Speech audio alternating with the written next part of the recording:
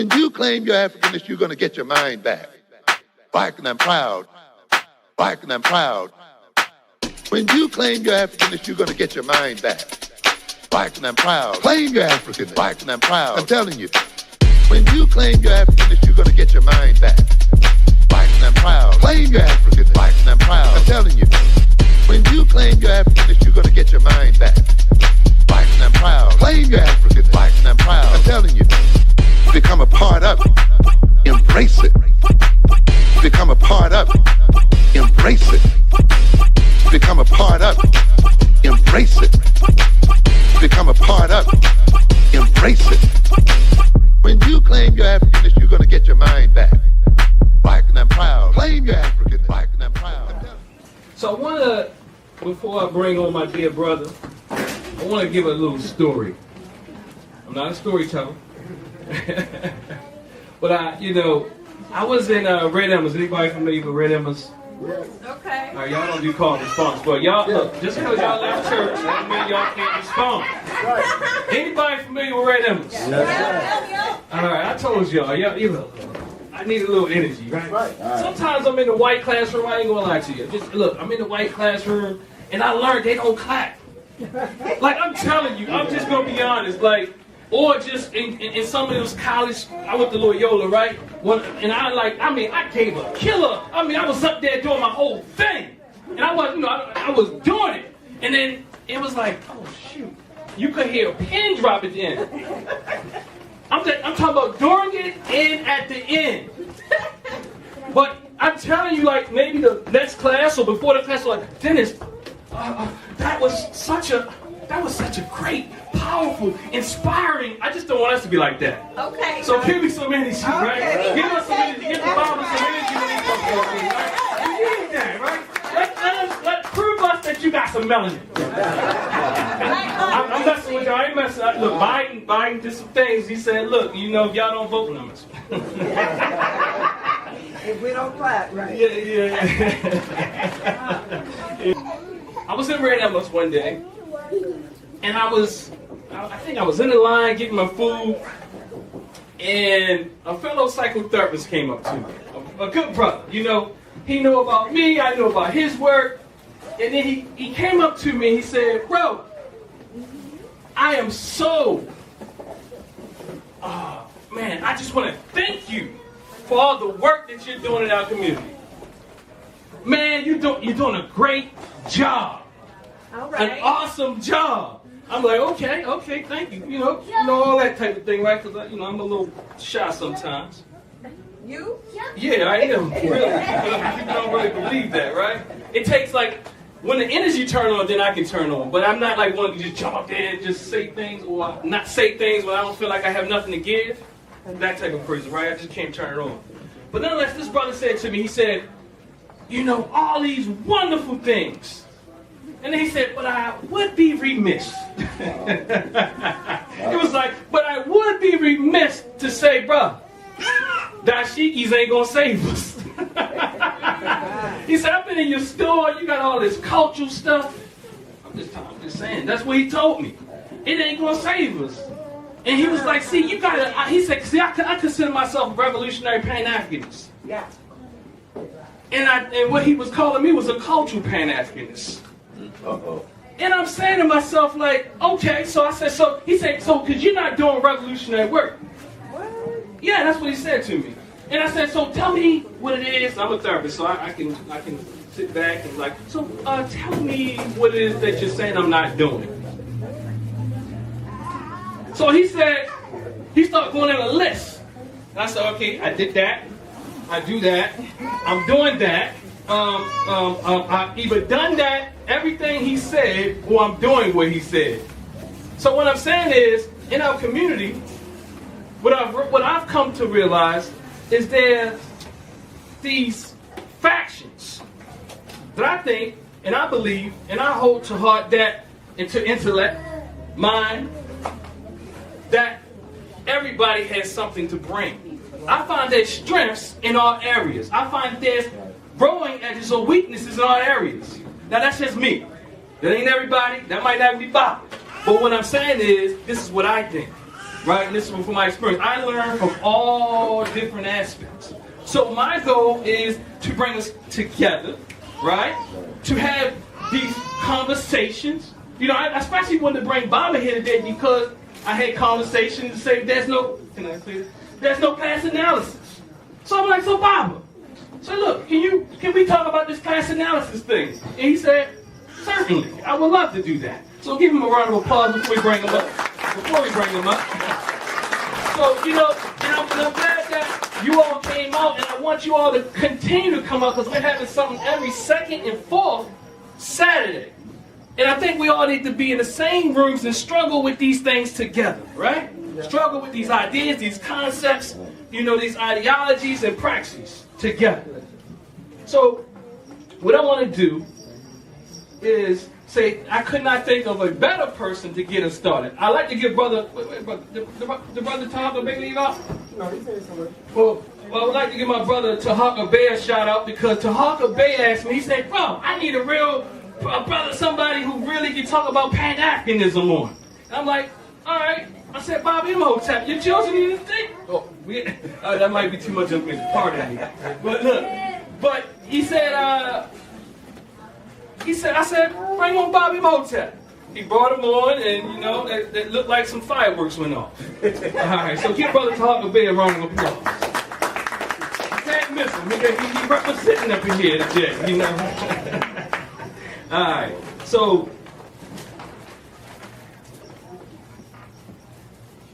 anyway, it's this conversation, this thing about there's a lack of a cultural analysis, and it's this other idea there's a lack of a class analysis.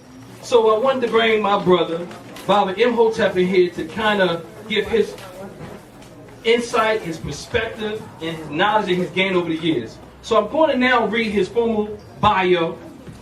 Baba Imhotep is the founder and the Minister of Operation of the Pan-African and Liberation Movement, also known as PLM. Right. Third. You know he got some fans.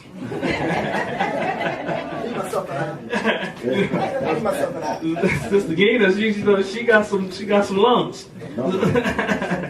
He is the co-founder and executive director of the Urban Youth Initiative Project. And I like to say that when I met this dear brother years ago, I enrolled my son in his program. Yeah, I went and met him at his house. You see, that's some real African stuff, right? I went to his house, him and his mama Ife's house, to meet with him. He went over the curriculum with me. I built great bonds with some of the instructors, some of the Wali moves in the program.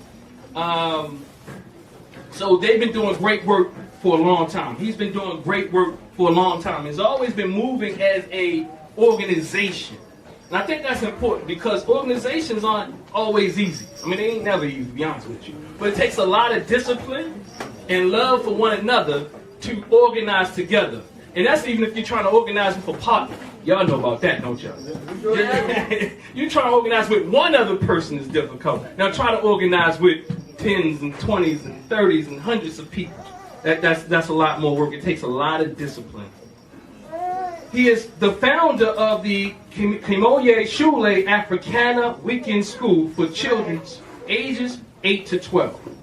Baba Imhotep has over 25 years experience in studying and understanding African history and culture. Yes. Right. Yeah. I know I personally participated in some of y'all probably like, look, I've been in there. Y'all wasn't around when I was up in there. You know what I'm saying?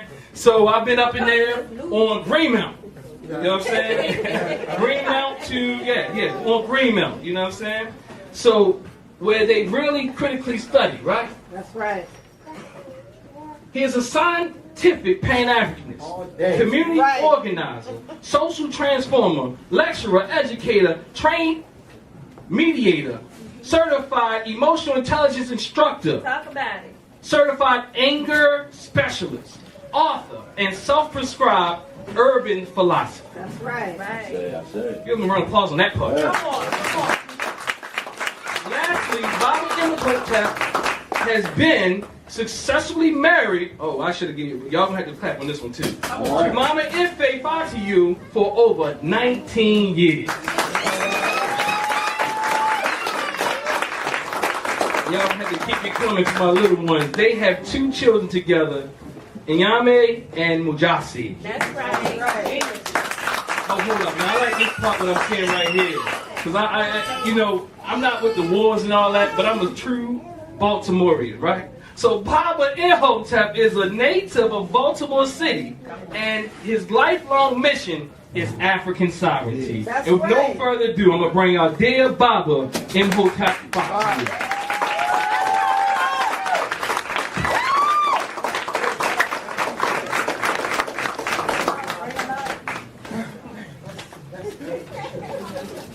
What's up, black family? Big Rodier. One blood to my vanguards. Yeah, one blood. That's what we do out here. So real quick, family, I want to go through this presentation pretty fast. What I really want to do is get into a question and answer. I'm at my best that way. You know, I don't really, this right here, I do this, but to get the best of me, we got to get in there. We got to struggle those questions, those answers. So let's try to get this thing started. For those who don't know me, he did say my name. I'm Baba Imhotep. I'm born and raised here in Baltimore City. I'm 53 years old, and I've been doing this work since 1993. And I've never quit. I've never fell off. I've never deviated, and I've never compromised. Many can't say that. And not only have I done that, I've raised up many other individuals in like manners. Some of the men you see standing around are recipients of what I have to bring to you tonight. We can get this work done. Okay. We work for PL, a Pan-African Liberation Movement, founded in 1995. I was doing 20 years when I started this. I was doing 20 years. I was in Supermax at the time when I founded this. That was on Madison Avenue in East Baltimore. I was in the deep belly of the heart of the beast. And I saw firsthand what this thing we call imperialism is. See, I don't understand it. I don't understand the struggle theoretically.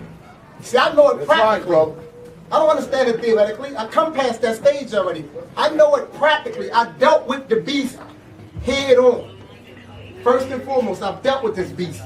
So in 1995, after being going up against these beasts, after they stripped me butterball naked and threw me in handcuffs and put me in shackles and threw me in the hole and left me in there and turned the blows on in the month of December trying to break my spirit.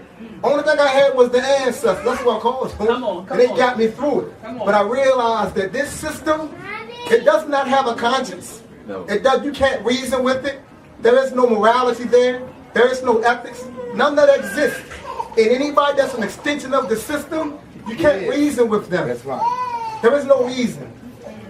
And so as a result of that particular analysis, I produced this organization. So let's get into this. So I'm saying Pan-Africanism and its implications for the 21st century, addressing issues of race, class, culture, and identity. Usually I don't talk about race and all that stuff and class and things of that nature, because all that stuff is superficial. It's all superficial. Let me get into class, because there's only one class when it comes to black people. We are the same class, and I'll explain that later on. See? Because we got to understand something. There's a word that we got to apply. So I'm going to say this right here.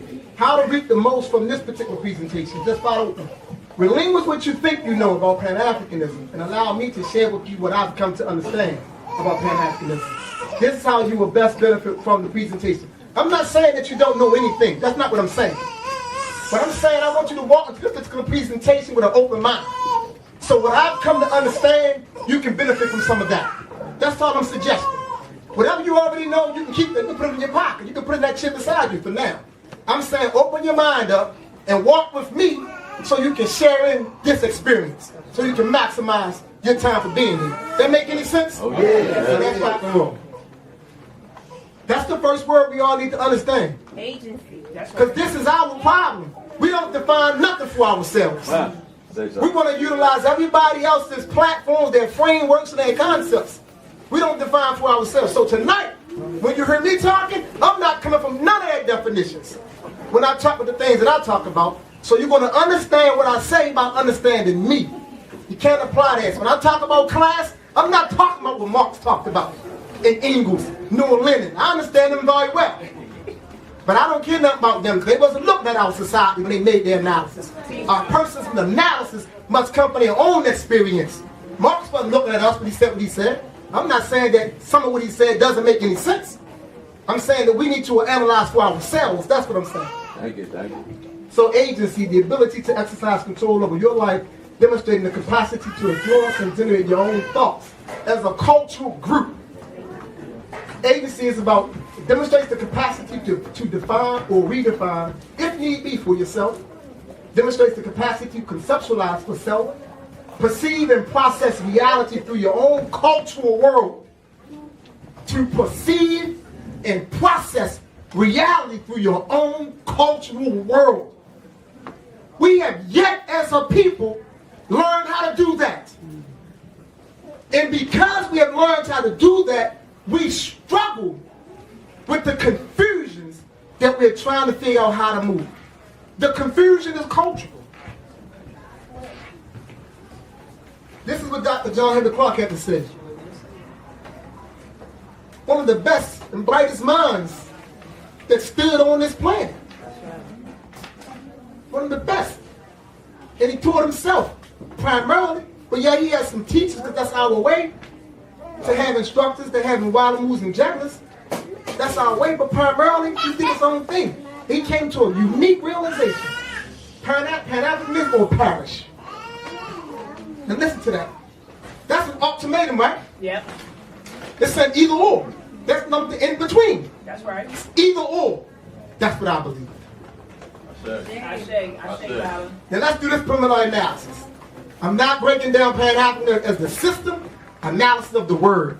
All right. Because you understand the word, you will understand the system. I say. My intent is simply to examine the makeup of the word Pan-Africanism. By looking at the construction of the word Pan-Africanism, we can glean a basic idea of the meaning of Pan-Africanism. Although superficial in extent, but helpful nonetheless. Pan means what? All. It means all. Right? African refers to African people, the indigenous inhabitants of Africa, their descendants, and the descendants scattered throughout the world. And ism refers to a distinct doctrine, system, theory, or political ideology. So when you put the three together in the word, it's telling you all black ideology. That's facts. All black ideology. Don't take my words for it. Those who coined the term was very clear. I'm going to show you how they was very clear. So let's go. We're going to deal with this thing we call race. Because I know a lot of us like to say, well, race is fake. Race doesn't exist. You know, that's what they tell us nowadays. Oh, man, I ain't going to deal with the race, man, because race is what y'all said it is? It's a social construct, right?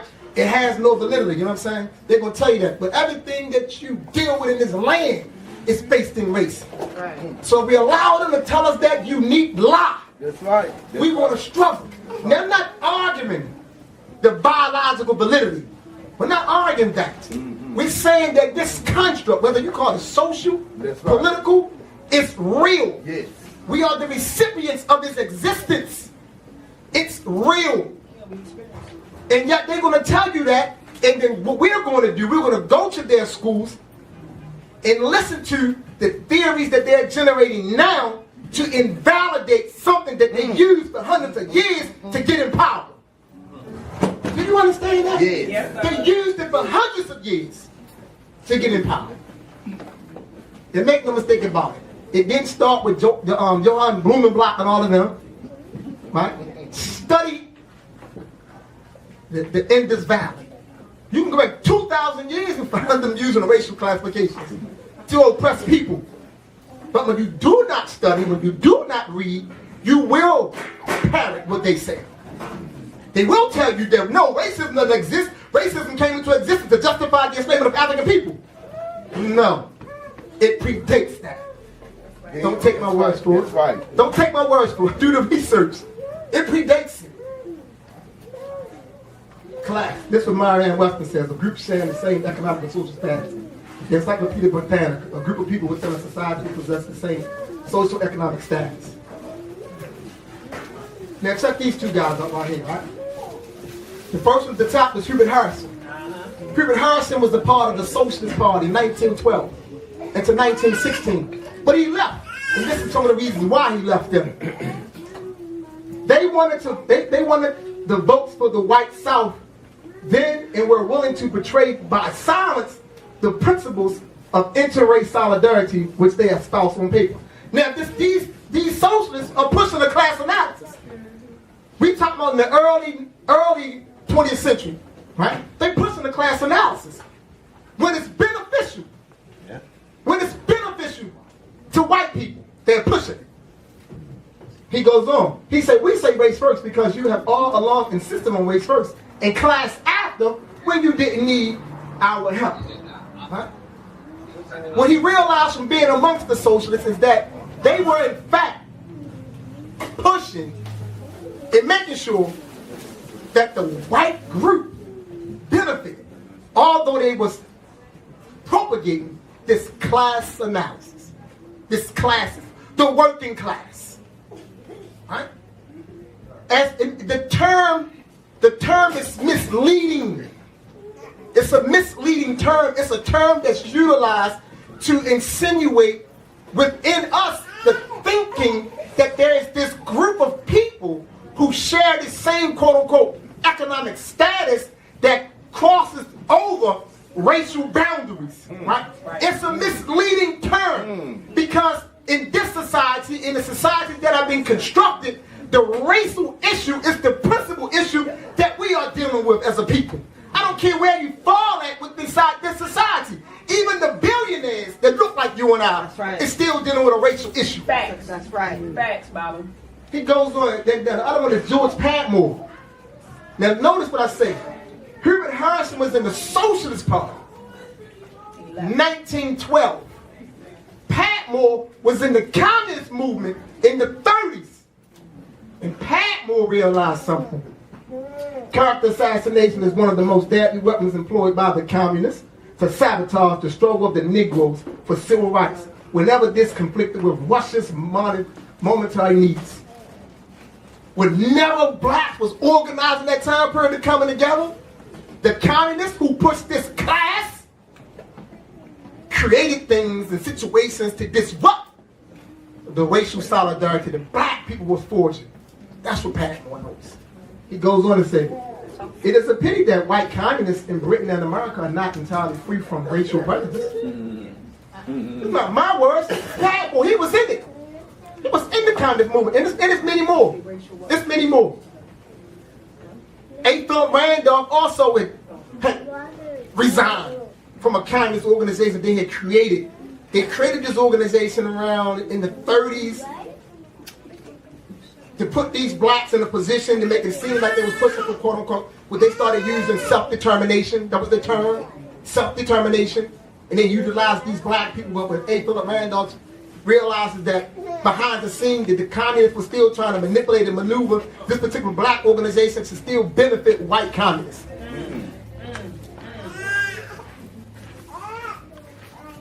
Why am I sharing all this? Because we want to keep talking about class. So that's why we need to hear this.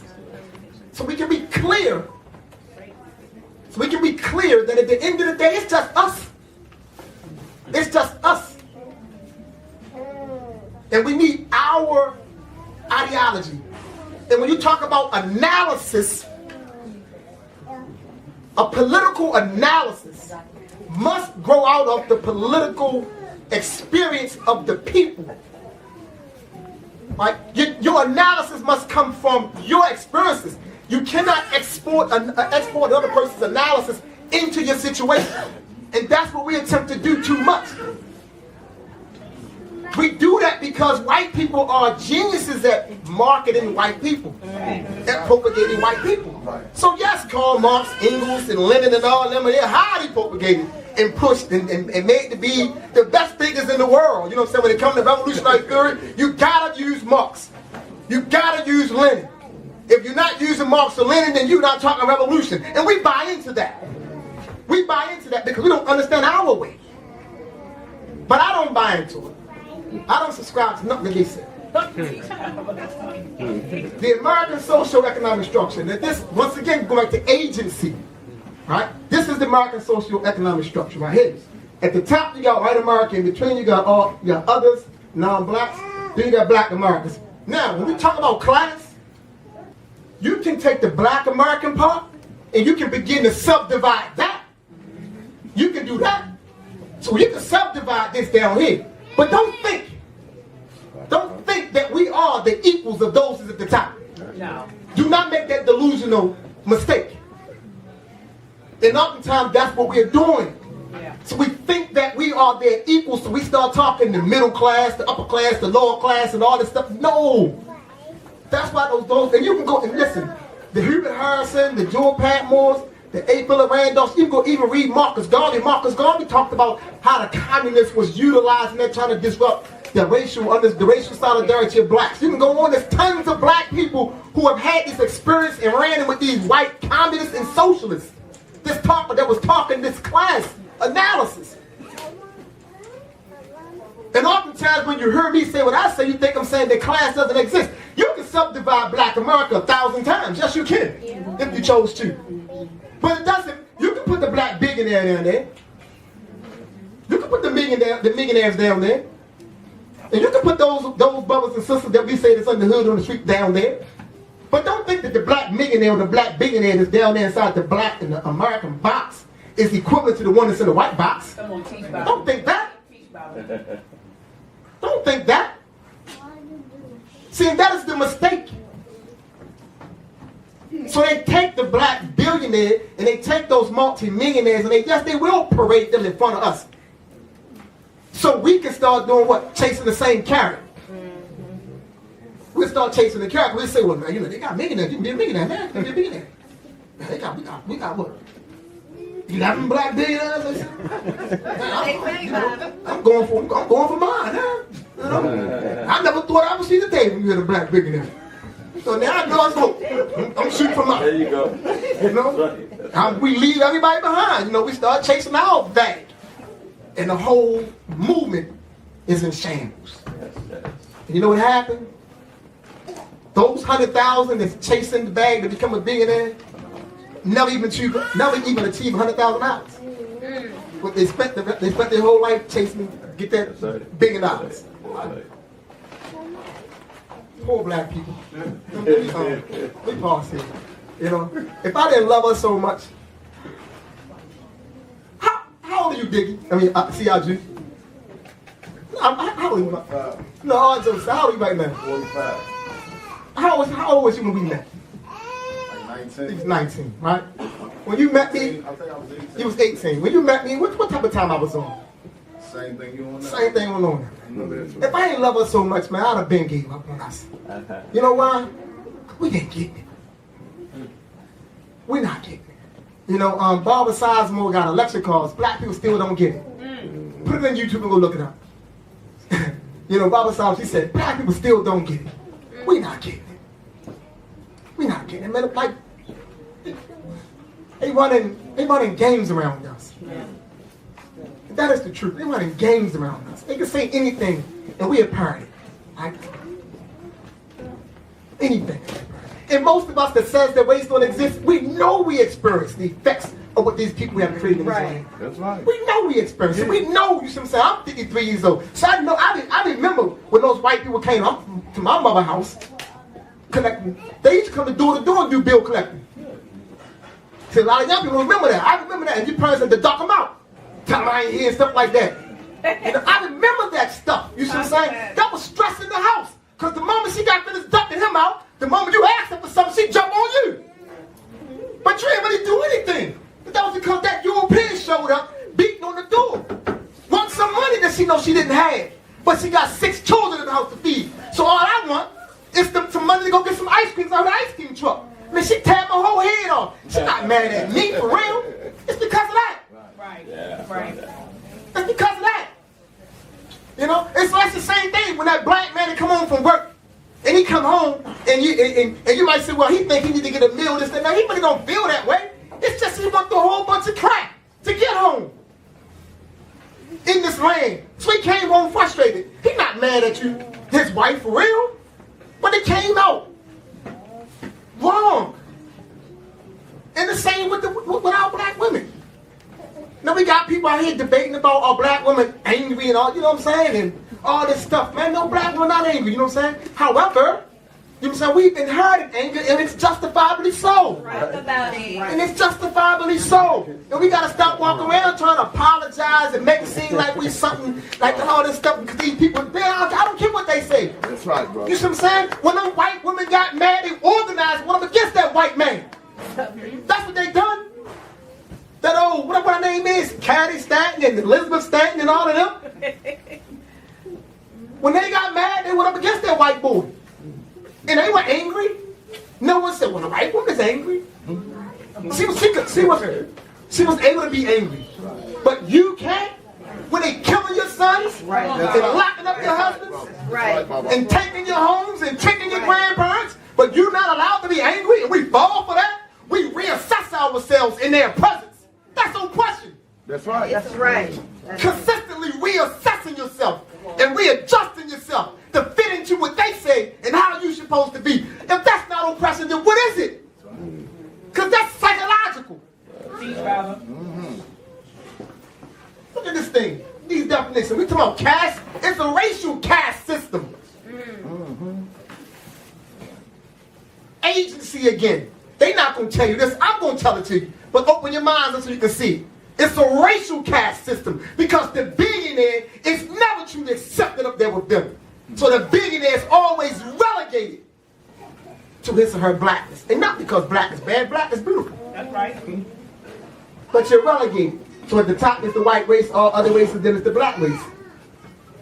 That's the structure. Now realistically, can we say it's not this? We can play around with it. You know, we can try to stretch ourselves and come up with, no, I don't think it's like that, but I think you're a little too hard on races. I think it's, we can do all that. We can play those games. You can play those games. But go out there and do something and let the white person do it. See where they come, who hit they crack first. And then they gonna tell you, well, you know what? Well, y'all over promoting police brutality because actually police kill more white people than they kill black people. You know what I'm saying? But check this out. Let me tell you something. Who know about Patuxent's institution of justice? Right? Now, this is my next question. Why was Patuxent's created? I don't know that. I'm gonna tell you why it was created, right? Patuxent was created because Patuxent, when it came into existence, it's a prison. Now listen, follow this right here. It is a prison, but when it came into existence, when they first built it, it was primarily ran by doctors. And Patuxent was a way for white boys who were committing crimes, murders and stuff like that. It was a way that allowed them to get back into society without doing the 25 and 30 years they were giving black boys. Wow. That's what Patuxent was for. They would get classified, they send them to Patuxent, they get evaluated by those white doctors, they do 3.5 to 4 years, on 30 years, they back home. Wow. And then once black people, when we started coming to jail, and we got hip to it, all the black people started going down Patuxent, they started switching it around. Now Patuxent is born into DOC. Am I lying, those who've been there? Facts. It's a part of DOC now. When it first came into existence, it was not a part of the Division of Correction. So don't tell me this crap about these people are, they doing more to white than us. That's bull crap when you don't know what's going on. They are always trying to make an escape and a route for those Europeans to get out. That's right. That's right. On the basis of white. Simple as that. That's right. Now listen, you may hear me expressing it the way they're expressing it. I really don't care about what they do for them. They should have enough sense to look out for them. My issue is that we don't got enough sense to look out for us. That's right. That's my problem. That's right. I don't care about them looking out for them. I'm sharing it with you in the hopes of waking us up more. That's all I'm attempting to do, is to wake us up a little bit more about real reality, because I'm not making none of this up. And I spent, when I went to prison, I started out in city jail, from city jail, DOC on Madison Street, from Madison Street into Jessup, from Jessup to ECI, from ECI to Hagerstown, from Hagerstown, Supermax, from Supermax back into ECI, from ECI back into Hagerstown, from Hagerstown to the old jail, from the old jail back down on Greenmount Avenue, from Greenmount Avenue back into the penitentiary. And you know what? In all that traveling, I've never saw 1,000 white boys. That's right. I ain't gonna see it, Baba. I didn't see 1,000 white boys, and I stayed there 13 years and 9 months and went through all those prisons.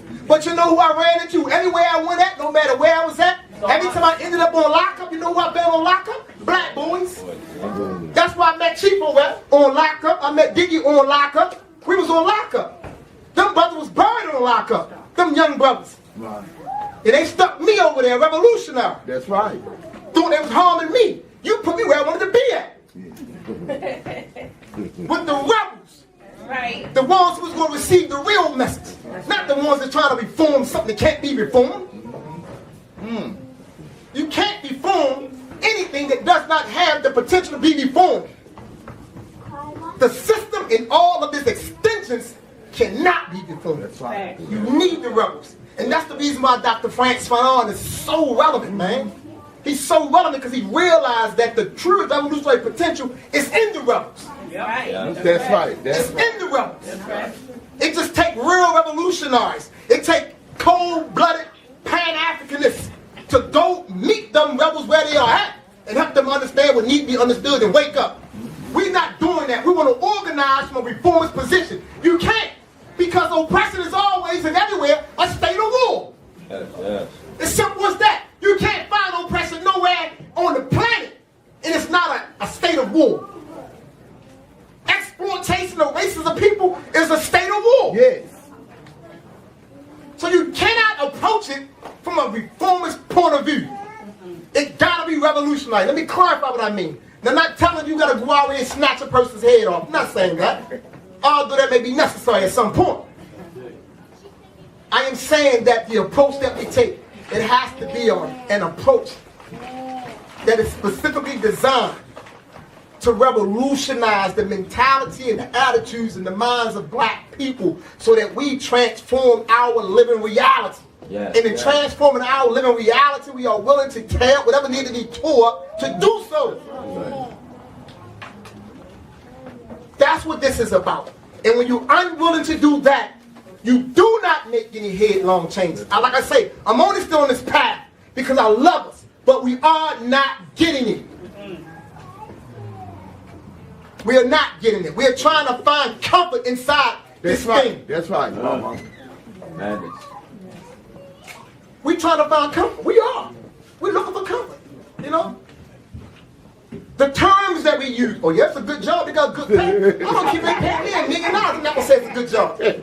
You never heard me say it's a good job. And every job that I did have, I never wanted to do overtime. You got us, man. I want overtime. I love overtime. Yeah, we master. You know, you revolutionary tap dancing. I want overtime. I ain't never want overtime. You know what I'm saying? My heart would cry when they mandatory overtime. You know what I'm saying? They, what? You need me here on Sundays and Sundays? Man, you have lost your mind. So I go in there, when I was working for them, I want the break. I let them know I can't do no overtime. You know what I'm saying? This 40 is enough because it's already a robbery. You know what I'm saying? I understand what's going on. I'm already being involved. But I got to negotiate this robbery. You know what I'm saying? That's right. So I never want no overtime. Now we tap dance and I want overtime. But yeah, that's a good job. I got good benefits. Yeah, master. I like them benefits, master. That's how we be. Yep. And we call everybody, man, this boy got a good job, boy, man. He come to get this job, man. He got good benefits. You try to bring people into the plantation. Come on. You ain't doing the hard time in that time. They ain't got that mindset. You know what I'm saying? I'm bringing you in here with me. Come build a plantation with me. You know? Now, we're not saying things like, you know what? Yeah, I get it. You know, what I'm going to do is this. I will work this particular job, but my plan is to do this. I'm going to try to get them out of here or do this right here. You know, my job is going to up this a stepping stone. It means so, you know what I'm saying? I don't even use terms like my career. You know, I'm going to retire. You know, those are their terms. That's why I say agency, right? Because the words, right? Listen, that's the power in words in psychology. That's right. That's a relationship between words and psychology. Right?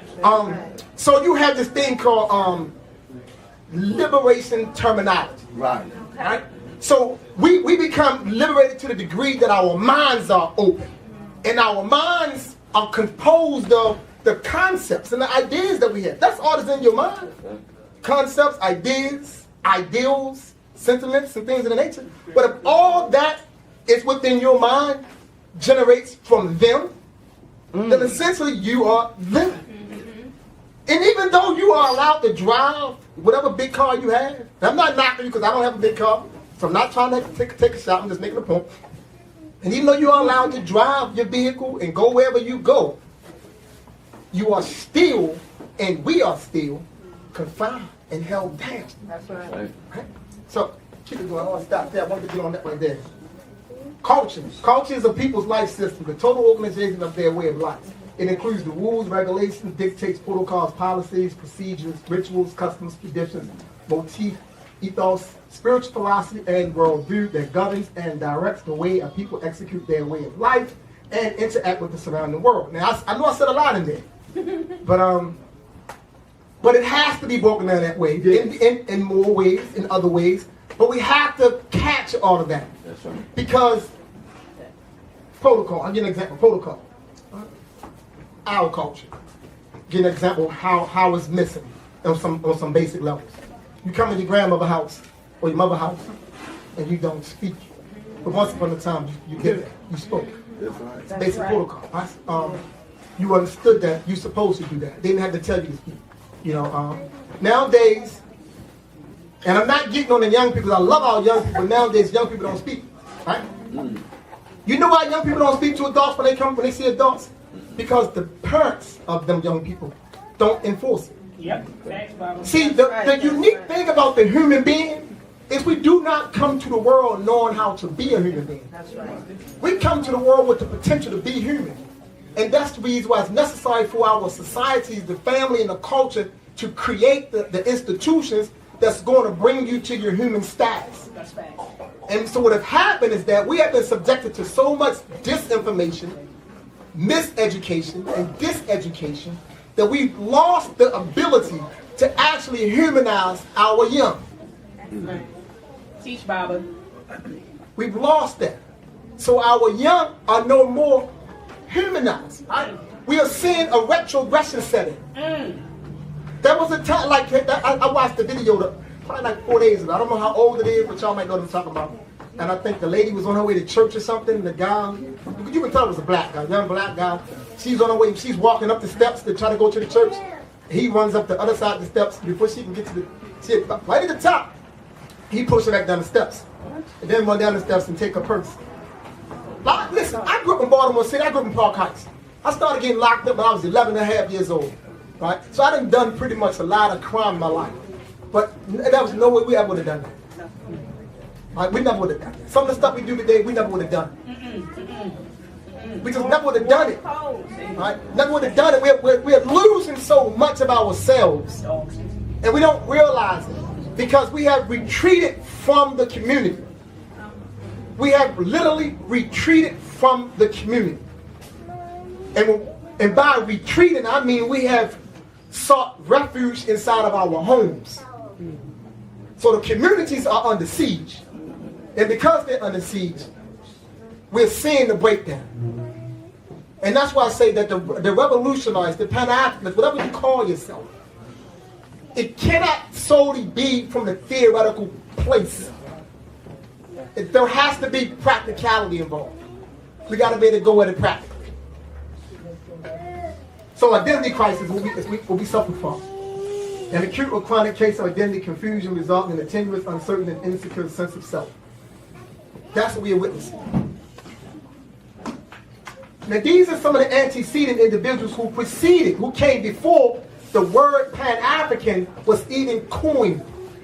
And I mention them here so we can be very clear that these men all were thinking along the lines of Pan-African thought, ideals, and sentiments. So you have Paul Cuffey, you have Prince Saunders, David Walker, John Brown Westworm, you have Martin Delaney, Henry Howland Garnett, Alexander Crummell, James Theodore Howley, Robert Campbell, Edward Wilmot Blyden, and Bishop Henry McNeil Turner. Now, all them instrumental. Cuffey were the first who took Africans back to Africa. Cuffey, right? So if you want to talk about a back to Africa, he's the father of that. Right? And when you get to the American colonization society, they brought that into existence as a result of what Cuffey was doing. Wow. Right? It's because of Cuffey that they brought that into existence. Now, what it was though, it was Southern slave owners. It was those dudes that brought that into existence because they were trying to figure out now, oh, bring back to Africa. So they created what? this African colonization society as a trick to try to get rid of the quote-unquote free blacks that was in this land so they can maintain chattel enslavement. That's what that was all about. But these brothers right here was rocking and rolling though. They was standing all over the world, these guys right here. And they was rocking and rolling against what? All of them guys, when they was born. But if you would ask any of those, I think it's 11 of them, what is the principal issue? All of them would have said race and chattel enslavement. They was clear. Today, bring all us together. Bring each organization you can name, put us together. And ask them what the issue is. And watch how all over the place we are. All of them were clear. See, Theodore Halley, Alexander Crummell spent 20 years in Africa, in Liberia. That's where he was at. Writing back to us over here, trying to get us to understand the work that we need to do. Blyden was in Africa, in Liberia. Blyden came to the United States of America, trying to urge us. Blyden ran into some issues in Africa. He realized that some of us who were coming back, we were so removed from the culture that we was causing confusion. Right? So the question is this. So when you get to my man Henry Highland Garnett, one of the things that he says is this. Garnett said it and Delaney. They said we're going to be very clear about who we take to Africa. Everybody can't go. They said we're not taking that. We're taking the best and the brightest amongst us. Yeah, we were serious. Now here we go right here. Henry Sylvester Williams. Arguably the father of Pan-Africanism. Okay. Henry Sylvester Williams, right?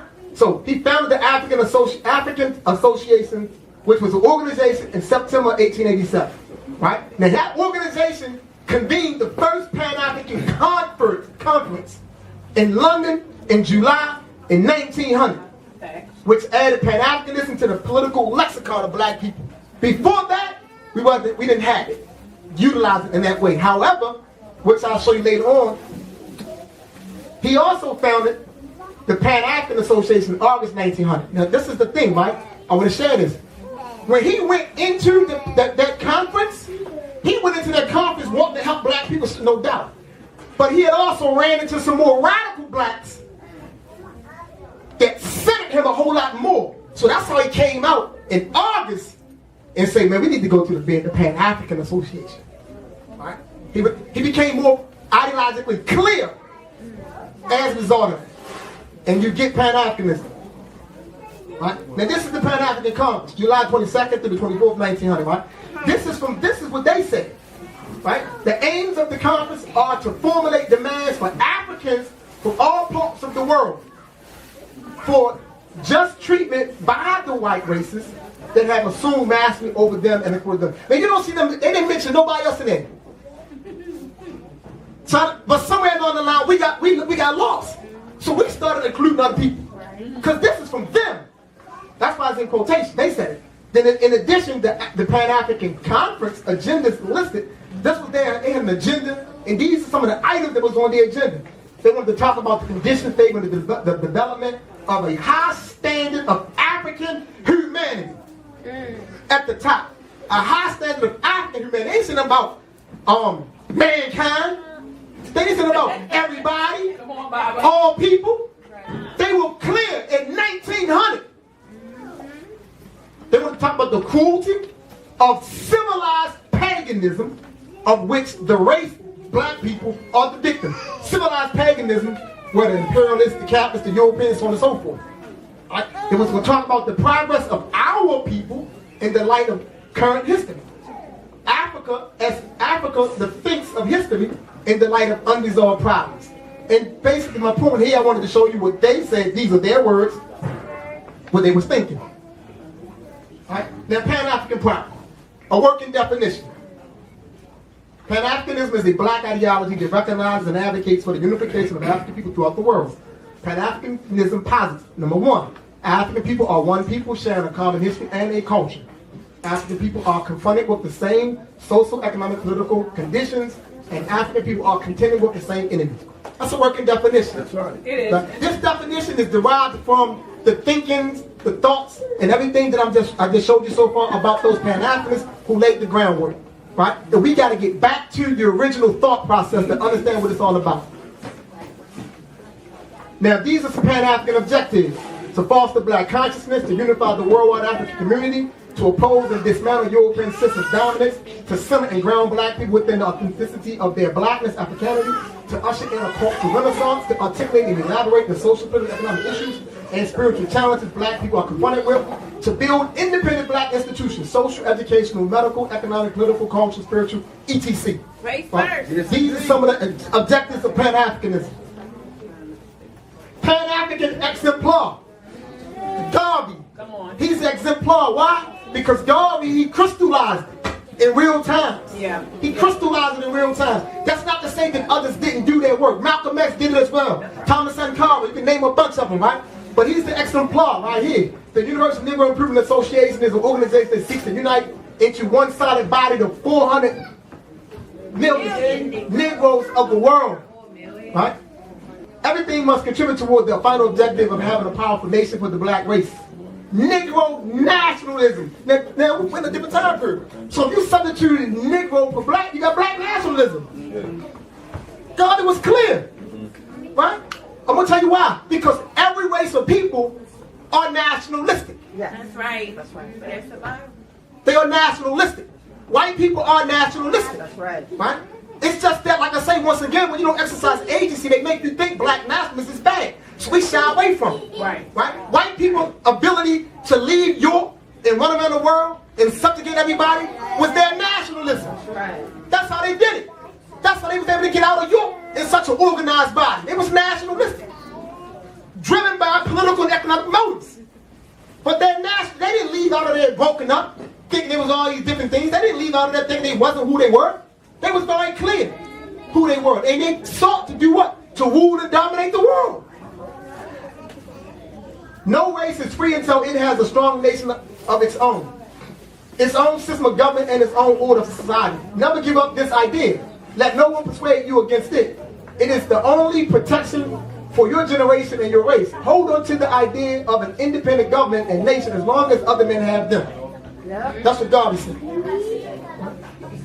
Now, Pan-African practitioners. Now watch this right here. This is something you probably don't always see a lot. What's unique about this right here? Come on. Say it again. They look at practitioners. I'm not even going to name the men. We can name the men. But look at these women right here. Talk about it. Anna Julia Cooper. She was at the Pan-African Conference in 1900. See, she was there. And she gave a speech there. And she laid it out. Our women are serious. That's right. Ida Gibbs Hunt, she was instrumental in the second Pan-African Congress with Du Bois and the third. Yeah. These women are serious. Now check this out. The one that's very rarely ever talked about is Alice Kinloch. She was with Sylvester Wins when they put together the African Association and did the African Congress.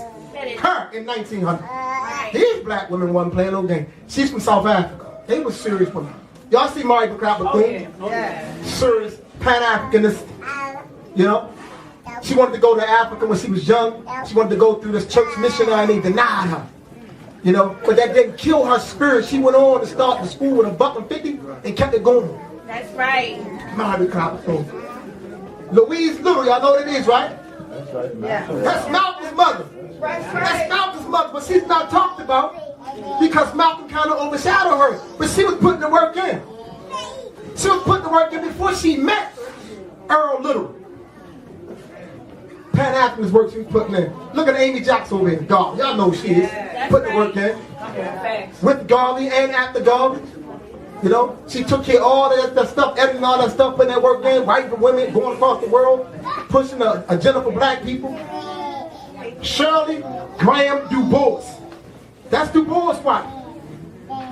He married her, I think he was like 80 years old when he married her. He was about 80 when he married her. She was probably, I think she was in her 50s, and they got married. But check this out. The reason she's here, because she's been around since the time of the Harlem Renaissance. Putting that work in on the Pan-African level, and she helped to radicalize Du Bois. So that's why the later parts of his life, when you listen to Du Bois, at 84, 85, and 90, Du Bois different, right? That's her. That's right. That's right. That's her. Right? Yeah, that's her. Amy Ashwood Garvey. Y'all know who she is, right? That's another one of Garvey's. But Pan-Africans nonetheless. Queen Mother Moore. Pan-Africanist. Claudia Jones. This lady here, she was so bad, they deported her. They said, you gotta leave the USA. You gotta go. We're gonna deport you. She running around the world organizing, rolling with all the state of the damn blacks. She sure is putting that work in. Over in the United States of America, she got deported. But I used them because these were the practitioners. They put it in. They put the work in. And they went up against these systems of dominance we keep talking about. They challenged them. And they organized black people. And they organized black people all over the world. It was clear about that. It wasn't unclear. It was very clear. And because they was clear about that, all of them came under some form of oppression and repression. Significance of Du Bois. We can't throw Du Bois to the side. These are some of the significant things about Du Bois. He coined the term Pan-Negro in 1887. See, Pan-Africanism, we get Pan-Africanism in 1900, right? 1997, 1900, 1899, 1898. But Du Bois in 1897 came up with the idea of Pan-Negro. He was there. He wasn't just there to Africa, but he was moving. He was getting there. And we talk 1897. Du Bois was the co-founder of the American Negro Academy, 1897. Du Bois, Alexander Crummell, and all those guys, right? And it was a Pan-African organization of intellectuals because Crummell felt like we needed to bring our intellectual segment together and from a revolutionary point of view and do the work of the people. Back then they called it race work. Right. So Crummell started that organizing, putting it together. A couple of years later, he kind of transcended. So Du Bois' talented 10 grows out of this here. So his talented 10 comes from Alexander Crummell. Du Bois took it somewhere else, but the origin is here. So if you understand the African Negro Academy, you can better understand what Du Bois was trying to do. Right? Attended the Pan-African Conference in London. Du Bois was there. He was the vice president of the Pan-African Association, the U.S. branch. He convened the first Pan-African Conference. Look at the distance. The Pan-African Conference was in 1900. The first Congress was in 1919. So for 19 years, there wasn't a whole lot of Pan-African buzz at the level that it once was. Right? They still had, they still was doing little things here and there. So that's why it was a reinvigorating aspect to it in 1919 with W.B. Du Bois. So he did the Pan-African Congress, the 1st through the 5th with Du Bois. Now I learned it that way because you got them more than that. But the 5th is the one that's really, really important. Because what Du Bois was trying to do, if you read his works, he was trying to hold the idea of Pan-Africanism along and keep it alive until such time that African people from the continent grab Pan-Africanism. And you get it in 1940. You get it in 1945 in Manchester. Right, with the 5th Pan-African Conference. You get Jomo Kenyatta. You get Kwame Nkrumah. You get Azikiwe. You get Julius Nyerere. You get all of those guys. And they came to it. They was at that Congress, and he heard the ideas, and heard the thoughts of Pan-Africanism, and he went back into Africa, and we got this explosion that occurred. It got derailed, no doubt. But it got something on the way. It got something stuck. He wrote a profound book. We can't throw this book to the side, so that's why I put it up there. It's a very profound book that Du Bois wrote in 1947. If you have not read the book, read the book. It's not one of those books that's really easily readable because Du Bois was an intellectual, but it's an excellent book. Implications for the 21st century. If we were to embrace a hardcore Pan-African ideology, these are some of the implications that we can do. Community development and control. Social transformation as a people. Educational excellence. I'm going to tell you why. The African-centered movement in terms of African-centered education, it grows out of the Pan-African Foundation. It comes out of that. Afrocentricity comes out of the Pan-African Foundation. It was the Pan-African ideals that led to those other movements that came out of it. Economic empowerment, build national consciousness. The reason why we don't move the way that we should move is we don't have national consciousness. We do not see ourselves as a nation beyond the person that's in the house with us. Like we can be on our front porch and watch the police come in the street and slaughter a person across the street. We might put our phones out and record it. But we're not going to get in that battle with that person. because we don't see ourselves as being connected. And that connectivity is because of national consciousness. In the Wretched of the Earth, Dr. Franz Fanon talked about that. He realized that one of the reasons why they were struggling in that Algerian revolution is he made the assessment himself is that they had lacked national consciousness. He talked about how they had their little, he used the term tribes, clans, like we got cliques, groups, you know, but we don't have the national thing, the thing that bonds us as a national body of people. White folk do, you know. Like I say, well, a white person can wake up tomorrow and say, well, they can go on social media tomorrow and say, I'm an expert in smelling dirt. I'm going to tell you what the best dirt is, where you can find the best dirt in the world and how it smells. Every white person will get behind him. And within 5 years, he's going to be in the dictionary, encyclopedia, and anywhere you can find, look his name up. The expert, the dirt smeller. They can care less about the validity of it. You know why? They're going to support him. Because by supporting him, they support them. That's right. You know? We're going to tear each other down. We're going to over critique each other. Come on. You know? We're going to over critique. You know why? Because we walk around with hostility in us. Unresolved hostility that we must, by design, direct at us. By design. We must direct it at us. We must say, well, nah, he fake, or he phony, or she ain't right, or that's what's going on with this. We must do that. We must suspect us. Right? It works against us. See, when we suspect us, that's being, by their standards, right? That what they would define as being for them, politically correct. Right? When we say the things that work in their advantage, that's you or me or whomever is doing it being politically correct. However, it's actually politically incorrect. That's right. Overthrow imperialism. We talk about it, but Thomas Sankara was assassinated when? Anyone know what year he was assassinated in?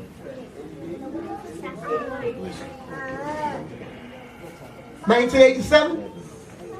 I would say 88. 88, 89, 87 or 88, right? But listen, one of the things he said was this, right? He said imperialism is a system, and it's going to take a system to overthrow a system, right?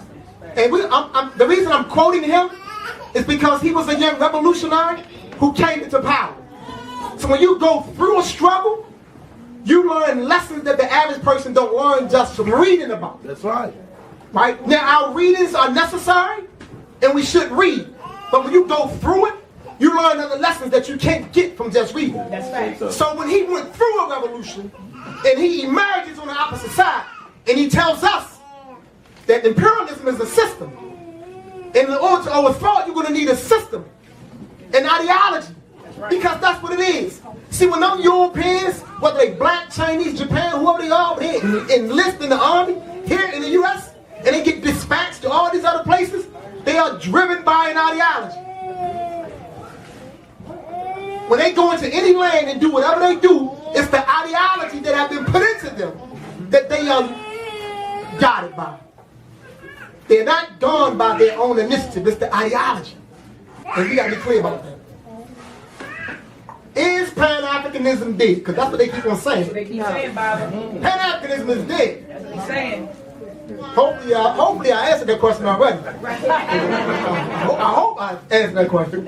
But this is what I would say. This is where I'm at. Scientific Pan-Africanism. Scientific Pan-Africanism is the practice of integrating the philosophies, methodologies, and ideological perspectives of Pan-African practitioners. By extension, scientific Pan-Africanism is the evolution and culmination of Pan-African thought and practice. Scientific Pan-Africanism is Pan-Africanism raised and elevated to a higher level. It is the organization of Pan-African thought and practice. This doesn't mean it's not Pan-Africanism or that it's a deviation or detraction from Pan-African thought and practice. On the contrary, scientific Pan-Africanism adds to and further develops the theoretical framework of Pan-Africanism by synthesizing the best of Pan-African thought and practice. I'm going to tell you why this is necessary. And I'm going to tell you why this is the logical conclusion of Pan-African thought and practice. Because remember, early on I showed you that those brothers who was talking about Pan-Africanism, they was clear about Africa. Right? Yeah. Some of us got lost along the way, and some of our great minds began to, take on white wives. Yep. Right? So they took us, a deviation occurred with the Pan-African thinking. A deviation occurred. So within that evolution where we at now with scientific, we are raising Pan-Africanism to a higher level, and we're cleaning it up. Right? So scientific Pan-Africanism is the reorganization of Pan-Africanism. Right? It's taking Pan-Africanism to a higher level to the degree where as though we're going to reconfigure it and recenter it back to where it originated at, Africa. Right? 10 core tenets of scientific Pan-Africanism. Scientific Pan-African practitioners believe in one worldwide African community. We believe in self-reliance. We believe in spirit living. Spirit living is what most of you probably would call spirituality. We don't use the term spirituality, not because we're against it, or not because it's bad. In most cases, when you hear the word spirituality, most of us think of religion. So to keep the confusion down, we're using a new term. Right? Because now, the only thing you can do is say, what do you mean by spirit living? That's right. So you can't assume that you know what that is. I know that's right. You can just say, what do you mean by it? And allow us to explain. Because a lot of us carry too many of their ideas. So you hear spirituality, you automatically think of religion. Right? We believe in spirit living. We believe in African sovereignty. We believe in national defense. We believe in the evil of white terrorism, right? That evil white terrorism is classism. It is racism. It is colonialism. It is neo-colonialism. It is sexism. It's all of that. Teach, Baba. That's what that is. Because all of those things are wreaking havoc in the lives of African people. Yes. Right? We believe in a communal family system. This nuclear junk doesn't work. Nope. And I come out of it. But it's junk. It doesn't work. We have to get back to understanding that our family is an organization. That's right. A family is an organization, and it must extend beyond the mother, the father, and their biological children. It has to be communal in a sense that that family should be connected in some capacity to other like-minded families. That's right. Wherein all of the adults take part in the rearing process of all of the children. We're going to maximize children better. Teach, Baba. Think about this. How many educators there work inside the public school systems? Now, I also was in there. Do y'all see our children in there struggling? Yes. Struggling. Struggling. Right? Now think about this. When you read about the 60s, the 50s, those young people who were 16, 17, 18, when they were developed Yep. in their thinking. Yes, we were. You're going to talk to today, man, you're going to talk to somebody that's 25, you think you're talking to a 12-year-old. Yep. Facts. I experience it all the time. You talk to a 40-year-old, you think you're talking to a 20-year-old. Yep. Underdeveloped. That's what happened. Or maldeveloped. That's what happened. Both of them, all of them. Mix them up, mix some words up. You know what I'm saying? Because those two right there, they're two. Make our own up. You see what I'm saying? Call it. You see what I'm saying? Call it. Make another one up. You see what I'm saying? Square developed. You know what I'm saying? Circle developed. You know what I'm saying? Inverted developed. You know what I'm saying? Make them all. Yeah, make them up. To find our own reality. You know what I'm saying? That's how you get free. That's right. That's how you get free. But you know what I mean? That's an underdevelopment that have occurred. Absolutely. And we get back to building strong families, we can begin to reverse some of that. I'm going to tell you why. Because the family is the first organization, and that organization is linked to other three principal organizations that should work in conjunction together to develop you. The family is the first organization. What's the second one? The community is the second one. What's the third one? That's the third one. What's the fourth one? The family is the first one. See, listen, I'm going to make it easy, right? There are four, say it again? The nation. There are four primary institutions that facilitate the development of people. Family, community, spiritual, and education. Those are the primary institutions, right? And that's why the big time capitalists invested in education early on. That's why. Because when black people first came out of chattel enslavement, we began to build institutions, education institutions for ourselves, and we were producing some of the best minds. In doing so. But as people were allowed to educate their own, we would have created a generation of free-thinking black people that would have changed the course of history. So the big capitalists understood that, so they began to invest into education to make us believe that their institutions they looked at better than ours, and so therefore we should be over there. And we did, and we began to migrate to theirs. Thanks, Baba. Thanks. Family, community, education, spirituality, or wherever your spirit living institution is. 7 fundamental components of scientific Pan-Africanism. These are the components: our historical component, a cultural component, a social component, an economic component, political component, a spiritual component, and a military component. You need them all. Yeah, that's right. You need them all. Those are the components of it. These are the six basic characteristics of scientific Pan-Africanism. It's African-centered, it's nationalism, communalism, holism, humanism, and revolutionary. By humanism, I'm not talking about what they talk about. Right. You know, if you ever read Kenneth Kundu out of Zambia, he talked about it. But for us, humanism translates into Ubuntu. Right. Okay, all right. So it translates to Ubuntu for us. These are the basic references that I use for that. You know, George Passmore's book, which is Pan-Africanism and Communism. Hubert Harrison's book, When Africa Awakes, and Origins of Pan-Africanism. Marika Sherwood. Beautiful. Follow me here. Baba Imhotep on Facebook. Imhotep Fatiu on Instagram. Email right there. It's PLM email address. That will PLM's website, www.plm95.org. Check us out, follow us, plug us in. My website, purchase some of those books that I got there. I hope y'all purchase some of those books tonight. That's Purchase right. for those BB for ODA shirts. Oh yeah, Baba. BB for ODA. And stay tuned for this right here. It's coming. Hey. The Pan Learning Space. Right? Many of you know us from the African Awareness and Critical Thinking Study class. Who know about ACT study class? Raise your hand. You know about ACT study class. Right? So a lot of people been in the ACT study class and learned about the ACT study class. We did the study class from 2007 until 2020. 13 years. Consistently. Rain, sleet, hail, snow, we was there studying, developing people. But it, you know, it served its purpose. We're bringing something else back. The Pan Learning Space. We didn't call it a study class. Because what I've learned over the years is that most of these terms that's being utilized already have preconceived definitions that are wrong. Right. So we misunderstand a study class.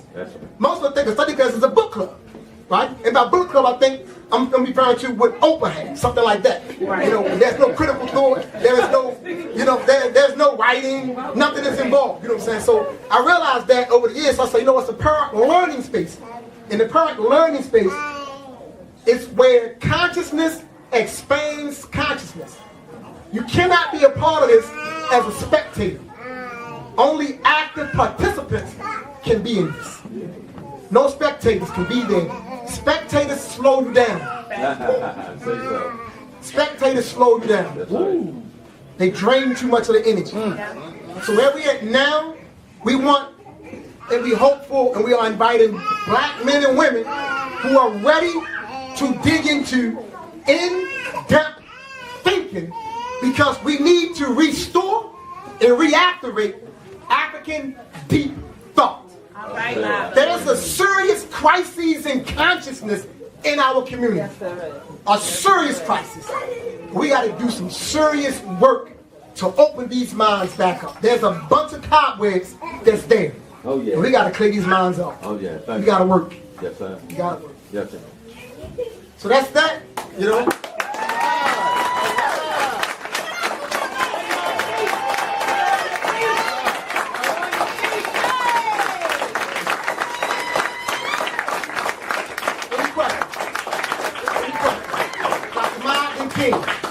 So, Baba, my question is this. You stated in your presentation earlier that our predecessors already said that socialism didn't work, right? Socialist party, that didn't work. Socialism, that ideology did not work. So my question is, the Black Panther Party that came along, right? And they were, because they voted socialism. Do you think that Huey P. Newton or Bobby did not Were they not privy to that information, understanding that it didn't work for black people? Because you said it was our predecessors already put out there that it didn't work, but then you have a black organization that comes along decades later who now practicing socialism and promoting it. So this is what happens. The reason why most of us gravitated towards it is because one of the things that white people do well is they organize the thinking and the thoughts of their predecessors. So you had Karl Marx, you had who produced Engels, who produced Lenin, right? And then Lenin was a part of the revolution of 1917, that revolution that took place.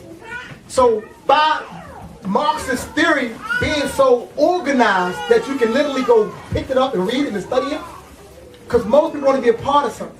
So that's how we got jammed up in it. Now, Marx makes some good statements about capitalism. You know what I'm saying? So in his book Capital, his analysis of capitalism is sharp. You know, but in terms of your question with Bobby and Huey, no, I do not believe that Bobby and Huey understood all that, because they was only what, 23 and 24? Right. They was young. You know what I'm saying? So we got to chalk it up to their age. I don't believe that. So that's the reason why they started off nationalistic. Right.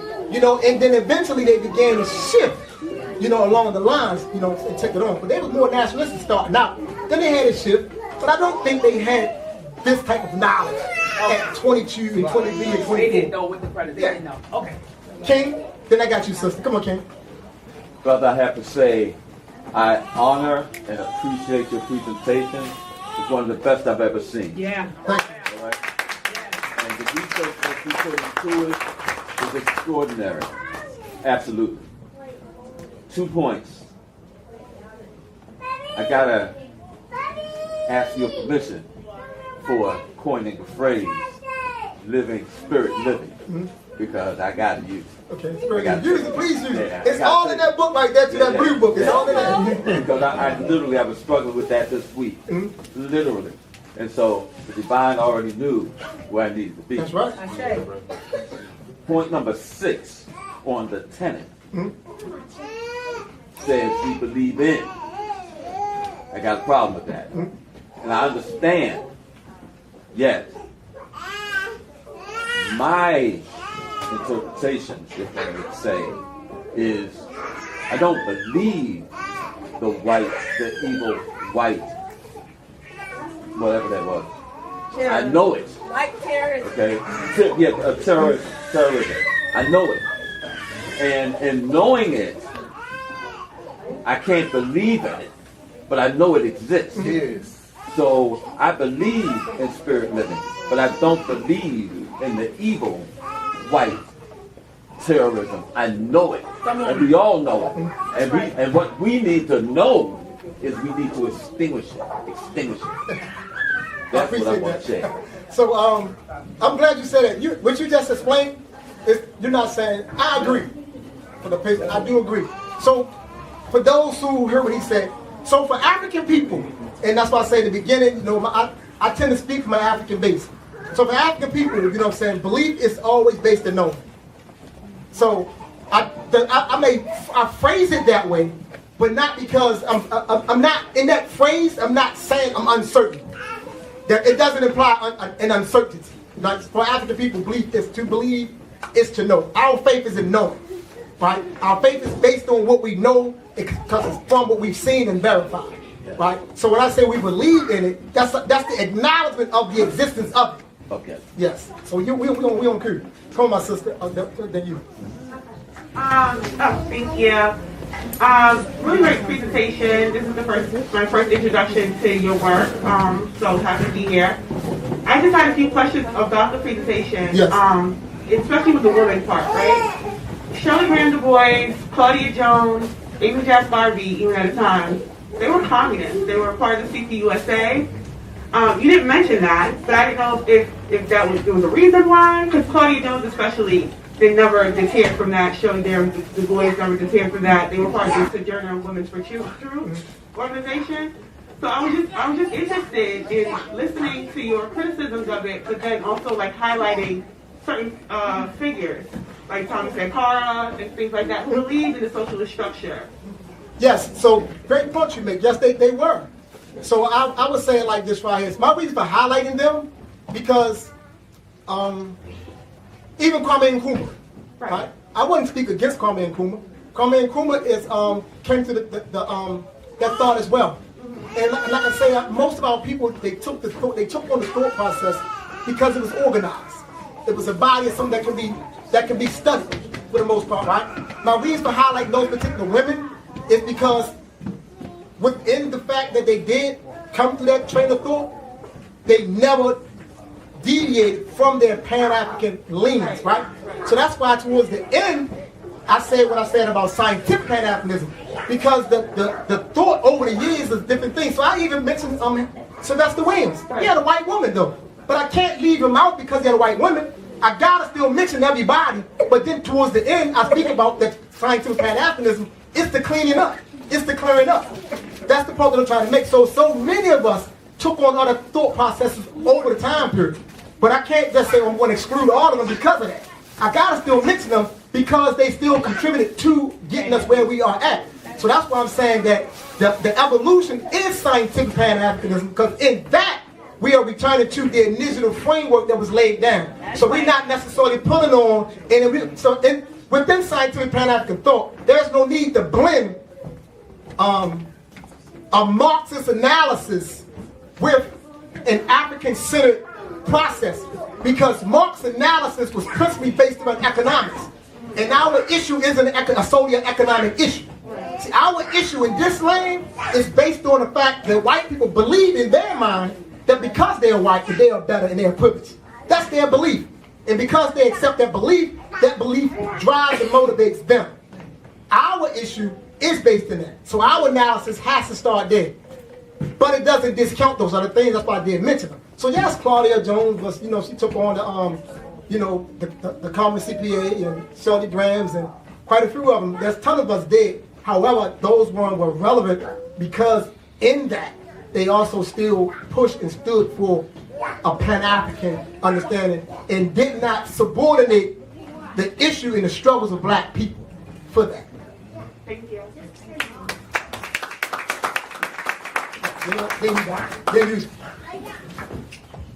Peace.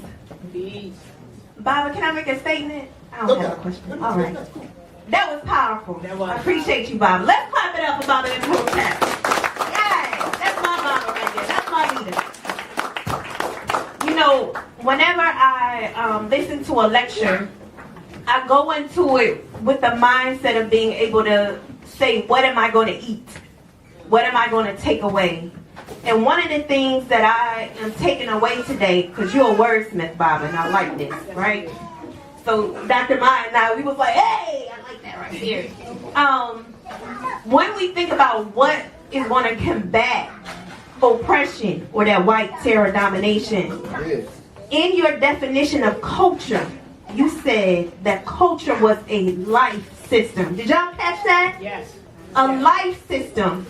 And you also said that we're going to need systems to be able to combat oppression, to be able to combat that white terror domination. And I just really, really appreciated connecting culture as a life system, using that language and that verbiage, because it gives us clarity. It allows us to be clear. So I want to say thank you, Baba. Appreciate that. Hotep, Baba. Hotep, Baba. Nakasa, a BB for Hodier. That was a great presentation. You had mentioned to me that it was going to be powerful, and it was very powerful. My question is basically fighting global invasion, imperialism, white supremacy, white terror domination. In order for us to achieve African liberation, it's necessary, I know, for us to overthrow white supremacy. But when we're dealing with our own, like the Boule, when we're dealing with the fraternities and the sororities and the police chiefs and the mayors and the county commissioners that stand in the way for our people's advancement, in your opinion, in your knowledge, because I go hard at it. I'm from Raleigh, North Carolina, and we don't play no games with them. Right. We attack them and we address them. We call them. We send them notes. We send them videos of police brutality, like what just took place in Chicago. A lot of people say that it kind of divides us to attack, so sometimes they try to hold us back. But I see how necessary it is, because Lance said that I, along with a couple of brothers that came with me today from Winston-Salem State University, we was at an event, and basically what I saw was a ritual being performed by the alphas, and the sacrifice is our children. So we have to step up our game. And in your opinion, do you find it necessary that we address them the way that we address the white supremacists? To your point, yes. That's right. The work that we should do and must do, it has to be on every single front. Now we can, it's like a person swinging in the air.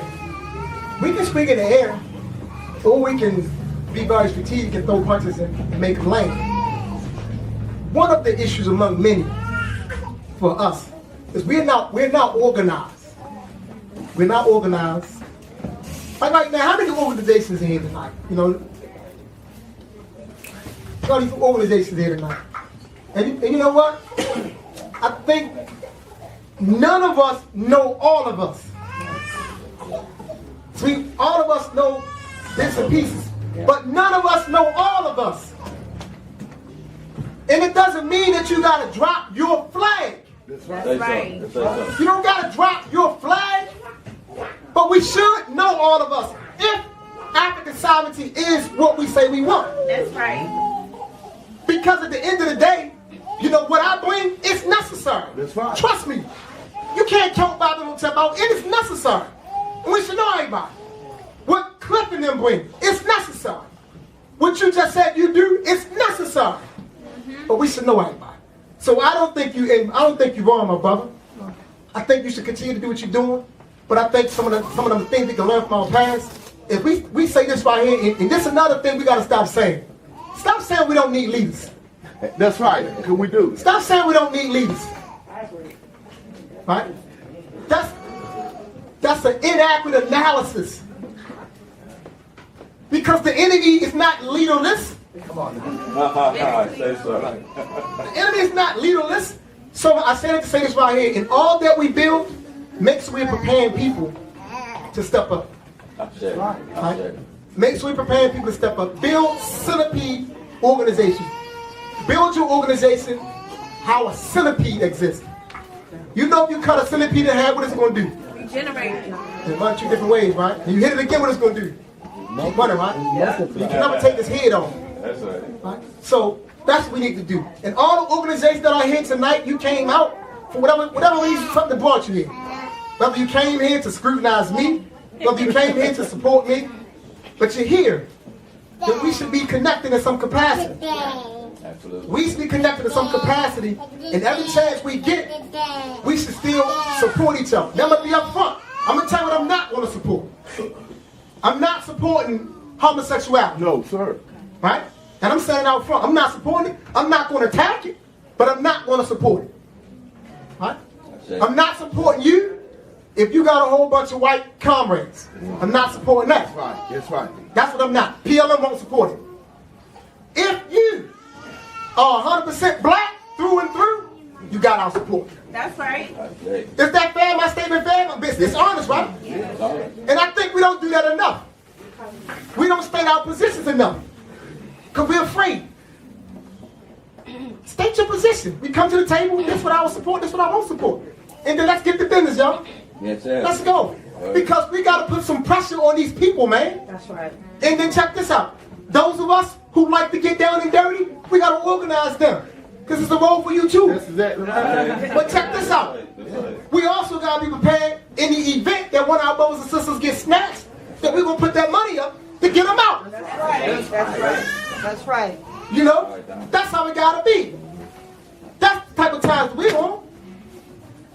We got to be 100% serious. So I hope I answered your question, my brother. Yes, indeed. Come on, Baba Sekou. Baba, my question is, you named 4 institutions geared towards person's development. You said family, community, educational institution, and your religious or spiritual institution. Now, I know we have different spiritual houses. We have African-centered educational institutions. So my question is, what does it look like for an African-centered community? What does that look like? How do we determine to be a part of that based on instead of how it looks?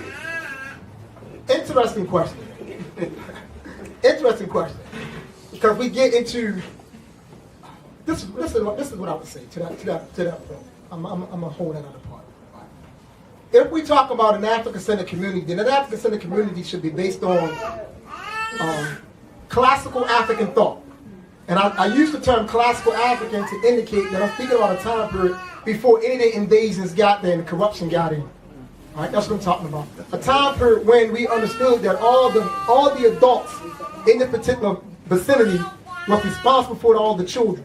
When we didn't place biology above the social development and educational development of our children, the biological factor didn't carry as much important as it is today. See, today you can't even say them to another person's child because it's all individualized. So an African-centered community is a community where there is communal socialization is taking place. An African-centered community is a community wherein the spirit systems that we are utilizing are spirit systems that derives from the soul of that land, not spirit systems that have been imported in. So case in point, Islam is not indigenous to Africa. We don't like to hear it, and it's the truth. Right? Before Europeans done whatever they did on West Africa, the Islamic people were doing it all inside Africa. Go back and do the reading, you know what I'm saying? Go look at what took place all in the Sahara, man. Yeah. These people were killing us in the Sahara and dragging us across the Mediterranean and sending us into China.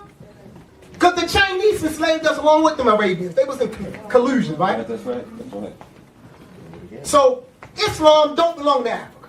Thank you. I know we say it do, but it does not. It does not. It was took in Africa. All of us are the stuff that was took in there. It distorted us. Spirit systems, we talk about an Ifa, we talk about Kemetic, we talk about a Khan, we talk about Igbo, we talk about those types of systems. The systems that's going to recognize the fact that this is essentially what they believe is this right here, what they know. They know that the African people are an extension of the cosmos. They know that we are one with the cosmos. We are in fact spirit people. And because we are spirit people, for us to be human, it means for us to be divine. That's right. See, our humanity rests in our divinity. Say so. That's right. Our humanity rests in our divinity. That's right. And this is what we aspire to do. We aspire to open up the divine source or the essence that you come to the world with. So an African-centered community is a community that's driven by that type of spirit awareness. Yes.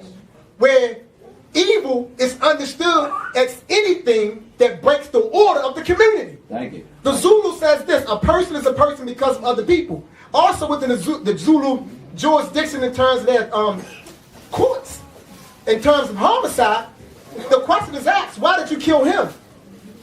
If a Zulu said, well, I killed him or her because he or she violated the order and disrupted this community, in doing so, you're no longer recognized as a human being, because again, for us to be human is to be divine. It's not to be Jeffrey Dahmer, whatever his name is. It's not to be a person that's going around and eating people up. You can't say that type of person is a human being. That's something else. That's subhuman, inhuman, or unhuman, but you can't classify someone that's consuming human beings as being a human. We didn't do it.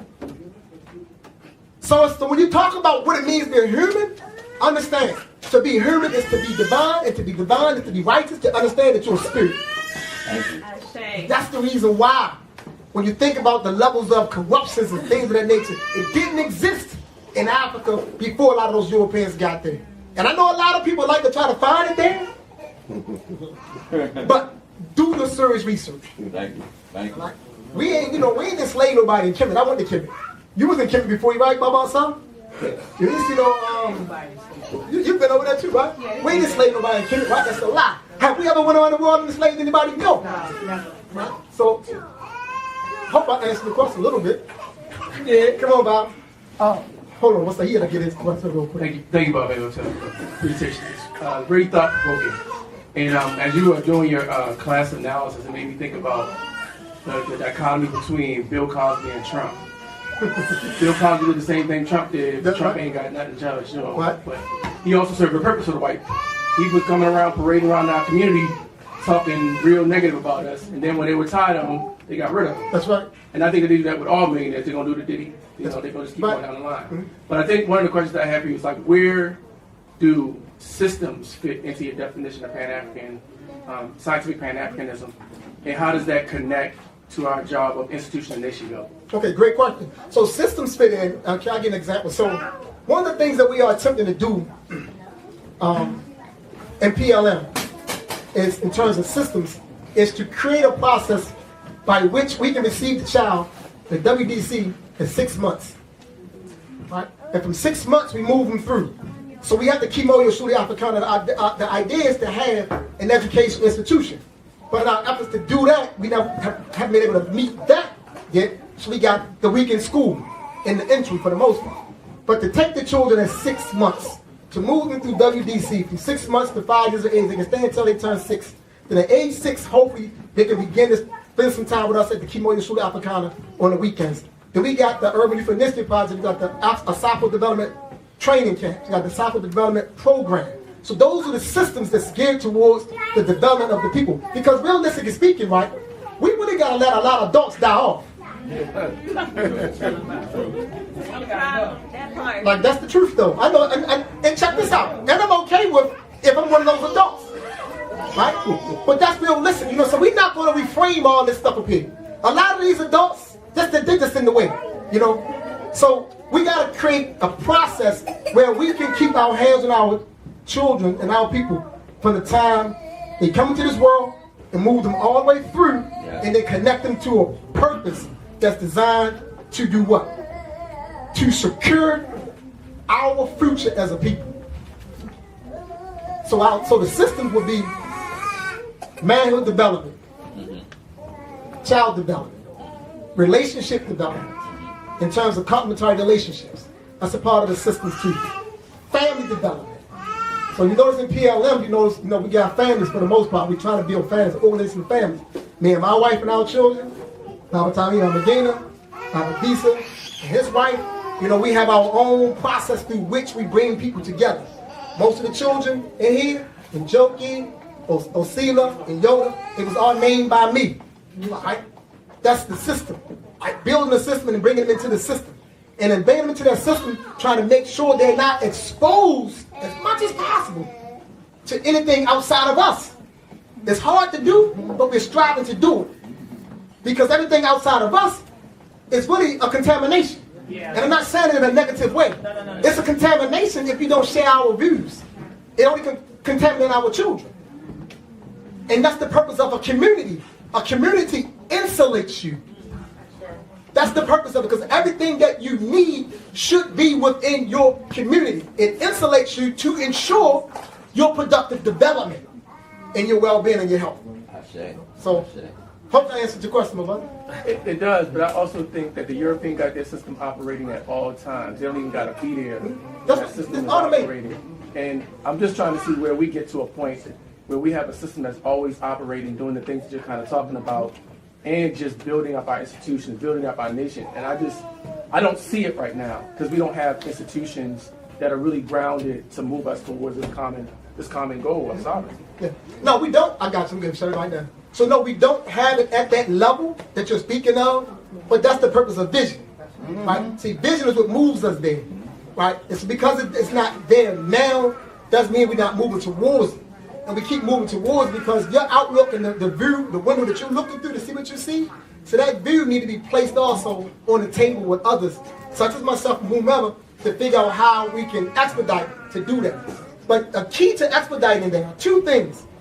It's the education, and it's the abilities for people inside a capitalistic system to take care of themselves. The reason we struggle so hard in organizing, because at the end of the day, everybody's trying to do what? Feed themselves and pay bills, right? That's what they've been able to do. They've been able to put that out there. And when we figure that piece out and be able to work that piece together, we can organize better and get the automation that you're talking about. That's a fact. Everybody give Baba Imhotep a round of applause.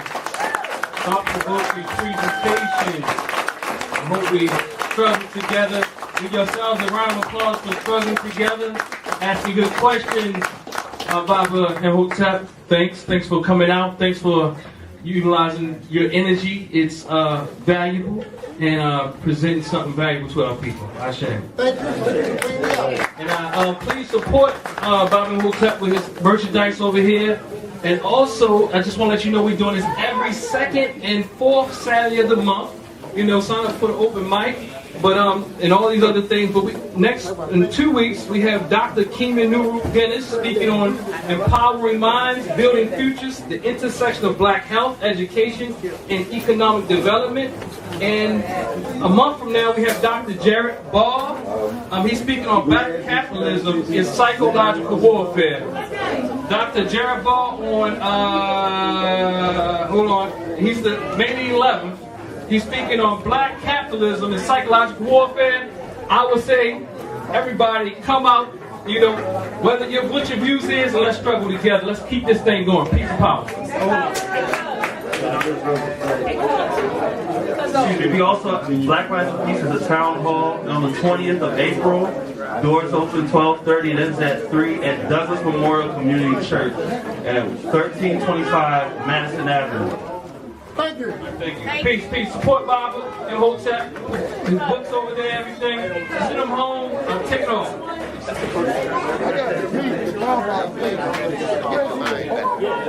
Black and I'm proud. Black and I'm proud. When you claim you're African, you're going to get your mind back. Black and I'm proud. Claim you're African. Black and I'm proud. I'm telling you. When you claim you're African, you're going to get your mind back. Black and I'm proud. Claim you're African. Black and I'm proud. I'm telling you. When you claim you're African, you're going to get your mind back. Black and I'm proud. Claim you're African. Black and I'm proud. I'm telling you. Become a part of it. Embrace it. Become a part of it. Embrace it. Become a part of it. Embrace it. Become a part of it. Embrace it. When you claim you're African, you're going to get your mind back. Black and I'm proud. Claim you're African. Black and I'm proud. I'm telling you. When you claim you're African, you're going to get your mind back. Black and I'm proud. Claim you're African. Black and I'm proud. I'm telling you. Black and I'm proud. Claim you're African. Black and I'm proud. I'm telling you. When you claim you're African, you're going to get your mind back. Black and I'm proud. Claim you're African. Black and I'm proud. I'm telling you. When you claim you're African, you're going to get your mind back. Black and I'm proud. Claim you're African. Black and I'm proud. I'm telling you. Become a part of it. Embrace it. Become a part of it. Black and I'm proud. When you claim you're African, you're going to get your mind back. Black and I'm proud. Claim you're African, you're going to get your mind back. Black and I'm proud. Claim you're African. Black and I'm proud. I'm telling you. When you claim you're African, you're going to get your mind back. Black and I'm proud. Claim you're African. Black and I'm proud. I'm telling you. When you claim you're African, you're going to get your mind back. Black and I'm proud. Claim you're African. Black and I'm proud. I'm telling you. Become a part of it. Embrace it. Become a part of it. Embrace it. Become a part of it. Embrace it.